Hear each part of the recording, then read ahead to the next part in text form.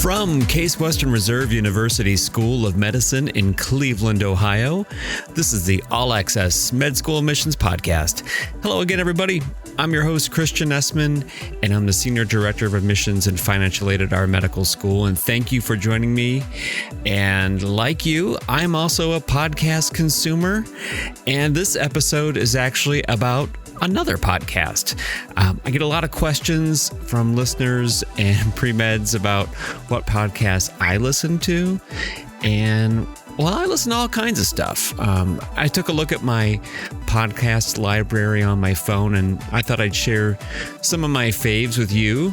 So the first one is The Daily. If you're not familiar, it's from the New York Times. It's a good one to get some insight into current events from time to time. I always learn something new from this about current events, and it was actually recommended to me by my friend, Dr. Flavia Nobe from Rochester, episode 2. And so she recommended that one to me. Speaking of recommendations, Dr. Maida, my Dean of Admissions, recommended this one to me. It's called Coaching for Leaders. It has like 600, 500 some odd episodes, but it's really interesting and cool for talking about leadership in business or, management. And so I like that one.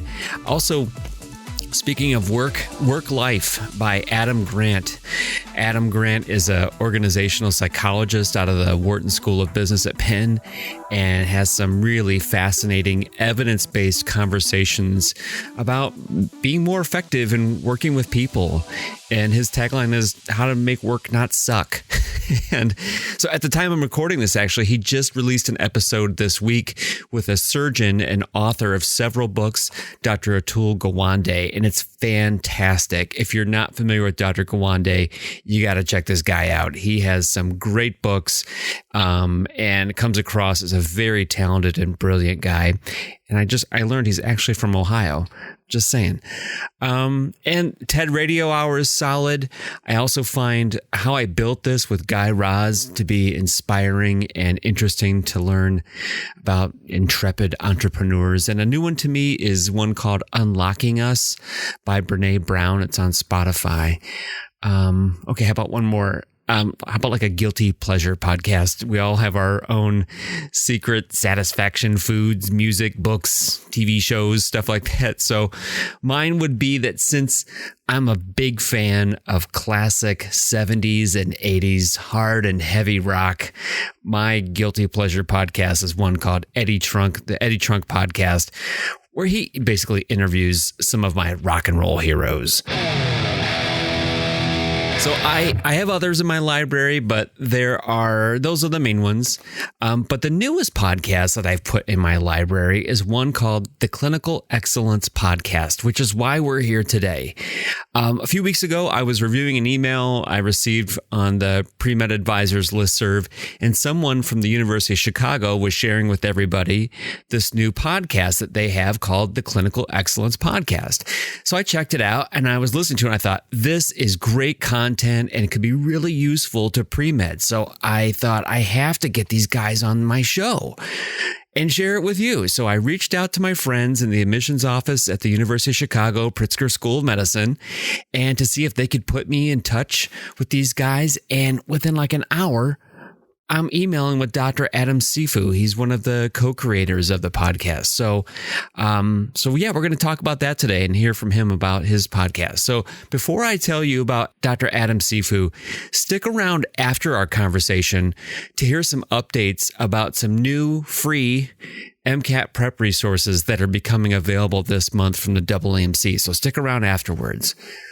All right. So let me tell you a little bit about my guest today, Dr. Adam Sifu. It's not easy because his CV is like 17 pages long. So here are just a few of the highlights. Dr. Adam Sifu is an internal medicine physician and professor of medicine at the University of Chicago Pritzker School of Medicine. He's also the director of academic programs at the Bucksbaum Institute for Clinical Excellence. Dr. Sifu has many, many awards and honors, including favorite faculty member multiple times, which is awarded to him by fourth-year students. And he also has been awarded the Clinical Teacher of the Year Award in the Department of Medicine 4 times. I mean, I could go on and on trying to summarize his resume, but I hope you're getting the picture that he is a master clinician and a great teacher.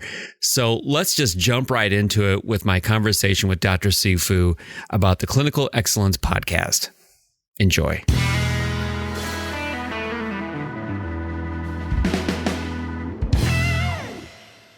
Well, hello, Dr. Sifu, and thanks so much for joining me today. It's great to have you. Absolutely. Pleasure to be here. Well, I've found that the podcasting community is a supportive and helpful bunch of people. So I was so delighted to be able to get to reach out. We were able to connect. So I'm really grateful to have you here.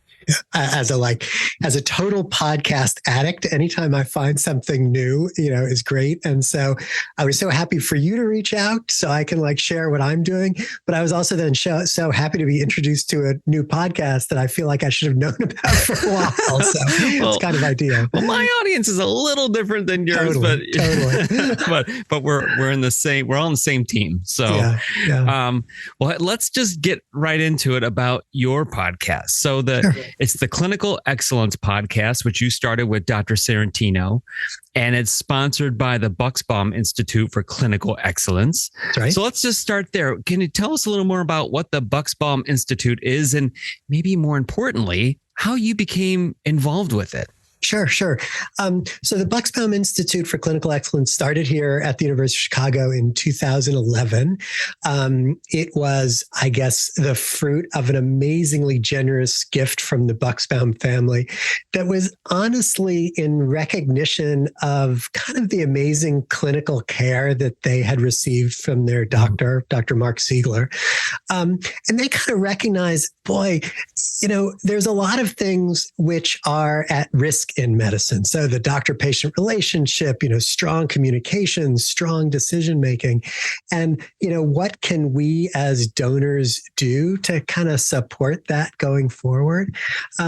And what the gift has supported over time, over the last decade, which has really been here at U of C, has been recognizing, excellent clinicians, supporting those people as mentors, giving grants to people who study the doctor-patient relationship. How can we make it better? How effective is it for various things?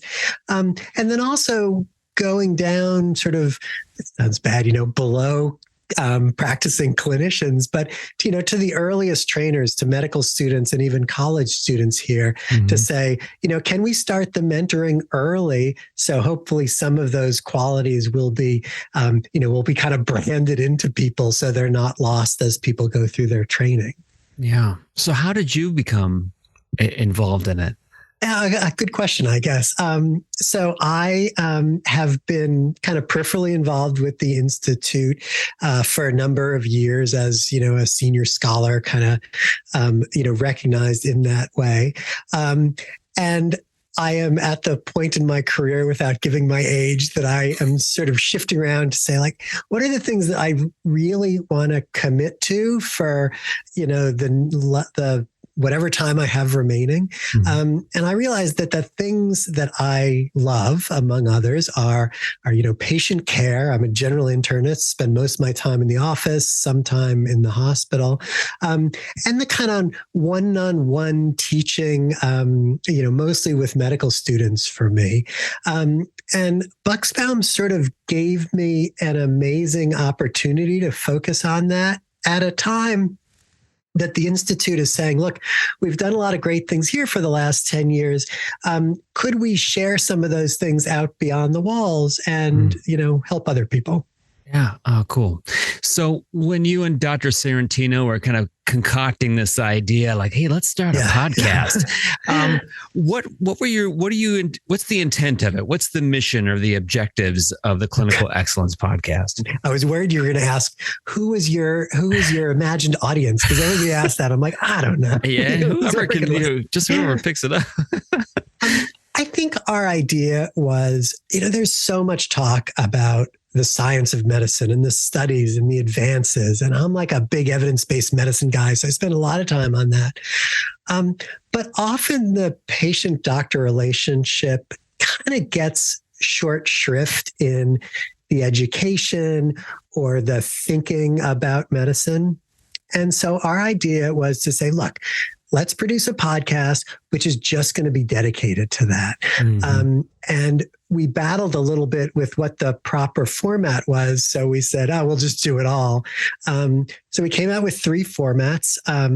The 3 formats are just talking to physicians or other clinicians who spend a lot of time thinking about aspects of the doctor-patient relationship and having a conversation with them, a fast conversation. We try to get these all done in about 25 minutes.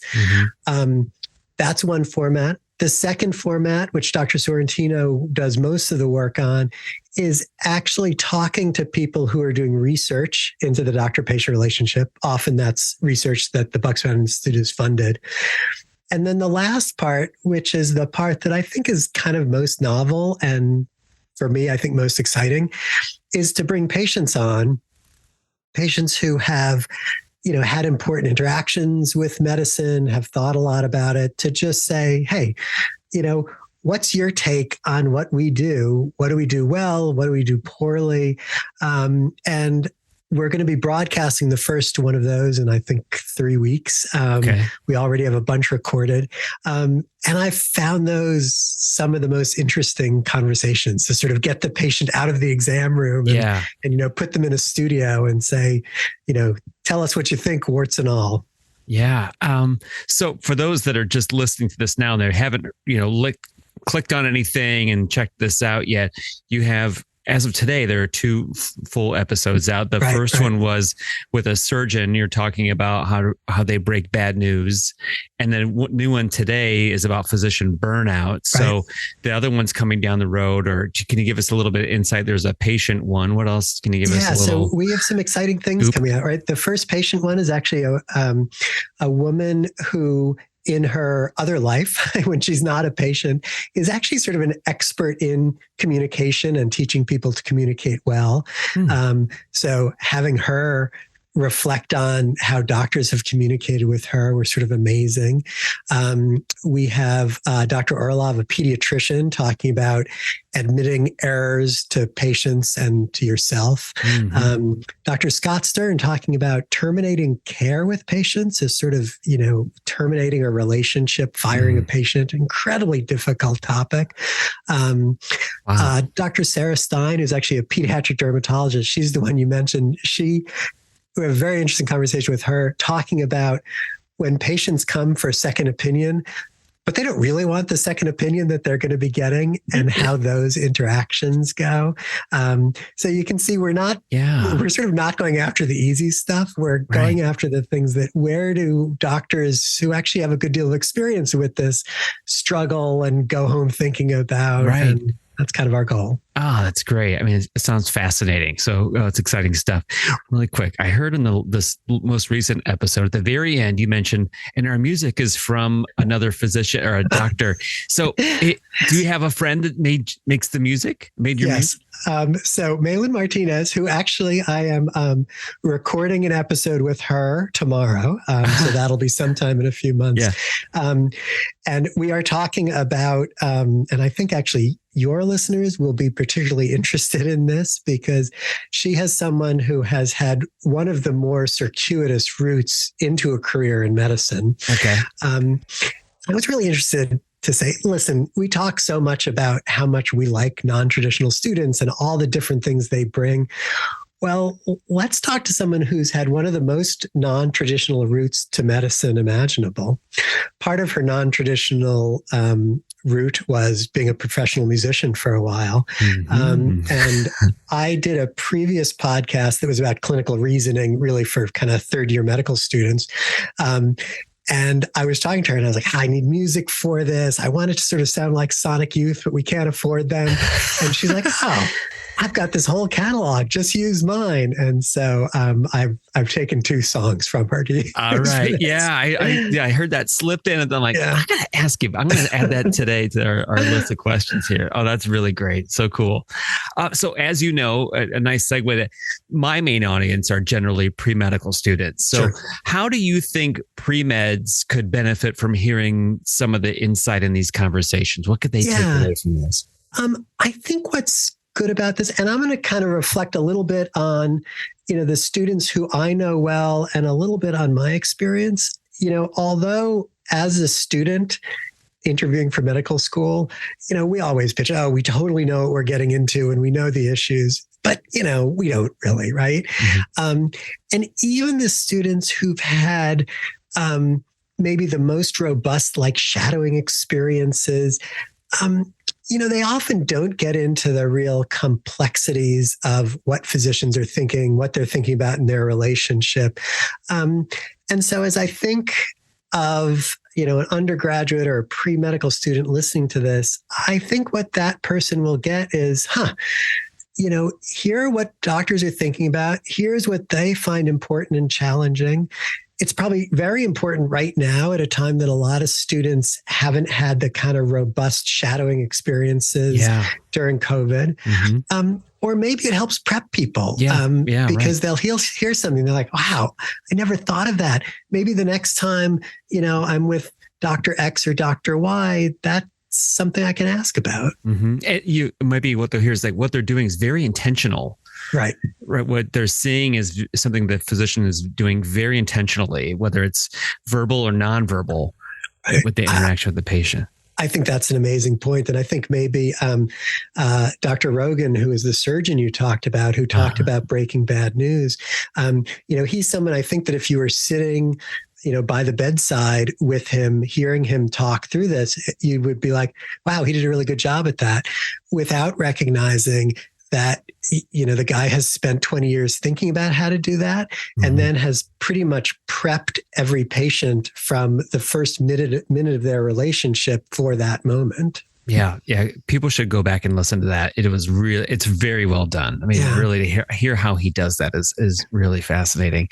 So when you and I were doing some pre-planning for our conversation today, you had mentioned that you've had pre-medical students shadow you, and kind of your perspective on that. You made a comment like, sometimes I don't know what to do with them. So how do you think a student shadower could make the most of their observational experiences when they're with physicians? Yeah. So I think the most important thing is probably, very deliberate observation. Look, I've done this. I actually remember shadowing well, both as a pre-medical student and then actually as a medical student at times where like you had no role and you would just sort of stand here and listen. Yeah. And so I think it's going into it saying, what do I want to get out of this experience? I'm with a general internist, how does this person communicate with patients with diseases X, Y, and Z? Or I'm with a surgeon. How does this person prep a person for surgery, prepare them mentally, not physically. And so you can really be tuned into what's going on in the conversation. Take a look at how the patient responds, because sometimes, honestly, you'll see things that the doctor doesn't, right? The doctor will be involved in like, okay, I'm going through what I need to say, and we'll be missing those cues from a patient. And then I think all of us physicians, when we have someone with us, we're excited to have someone who's excited, who's interested, and, maybe reflecting back on some of the things you saw, would be a great way to kind of break down barriers with that physician and start a conversation, because we all also like talking about ourselves and how we do things. Yeah. Oh, that's great advice. That's great advice. All right. The last thing I wanted to bring up to our listeners is something that you shared with me, that's a product or comes from the Bucksbaum Institute, is a lecture series called On Being a Doctor. So, it sounds like a really potentially helpful resource for pre-med. So can you tell us a little bit more about that? Sure. And I think maybe it's interesting. I didn't really think about this in this way until we spoke. But maybe it pairs up well with the podcast. This is something that Bucksbaum has done for years here at U of C. And it's just a lecture series, about 10 lectures over the years, with clinicians in all sorts of settings, not just academic medicine physicians, but people in private practices, people at FQHCs, people all over the country, kind of talking about what their life is like. And the intention originally was to take our undergraduates and give them a little bit of a leg up, like, okay, let's expose you to more of medicine so you can make the right decisions for yourself. And as Bucksbaum has tried to reach out beyond the walls this year, like, boy, in the age of Zoom, anybody can come in on this. And we ask our lecturers to spend about 40 minutes in like a lecture. They're pretty casual, but, talk about what do you do? What do you get out of it? What do you love about it? What maybe you don't love so much about it. And then kind of open things up for 20 minutes for questions and discussion. And so I think for anybody who's interested and wants to kind of sign up and chime in, we would love to have them. I think the more people who get in on that, the better, because we all benefit, right, from people being more prepared as they go into this process. Yeah, well, that's fantastic. So I'm going to put a link in the show description, right, where listeners can find that lecture series. There's already some things scheduled for this fall, so I think it's a wonderful opportunity. So, well, the goal of the show is to continue to bring reliable information and advice to our pre-med listeners and to help them reach the success they're seeking in this process. So I'm really glad that I found your podcast, and I'm so grateful again, Dr. Sifu, that you're willing to bring your voice and advice to our listeners. So thanks again. Christian, absolute pleasure. Thank you for having me on, and ditto. I'm looking forward to continue to listening to you over time.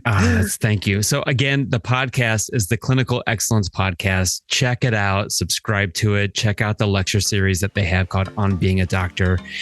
And thanks again, Dr. Sifu. Great. Bye-bye. Bye-bye. Well, I hope that you enjoyed that special conversation with Dr. Sifu and that you'll check out their podcast and especially that lecture series. All right, so my MCAT friends reached out to me to let me know about a new resource they have coming out this month. It's a free, full-length scored practice exam, and it's coming out here in the month of October at the time I'm recording this. This free test is 230 questions, and it has the same look and feel and functionality of an actual exam, and gives you scaled scores and percentile ranks. Sounds cool. So you can use this practice exam if you want to use it to set a baseline for your performance, or you can use it as like a final dress rehearsal before the exam day, or just use it to assess your knowledge anywhere in between. I've put a link in the show description where you can sign up to get this practice test when it becomes available. And the MCAT people are also testing some new features to help you better focus your studying and identifying knowledge gaps, which is important. This would include features like allowing you to create your own flashcards and select confidence levels when you're answering practice questions, which I think is cool. So, all right, I hope that you check out all this stuff out and that you find these preparations helpful. So keep working hard. Take care.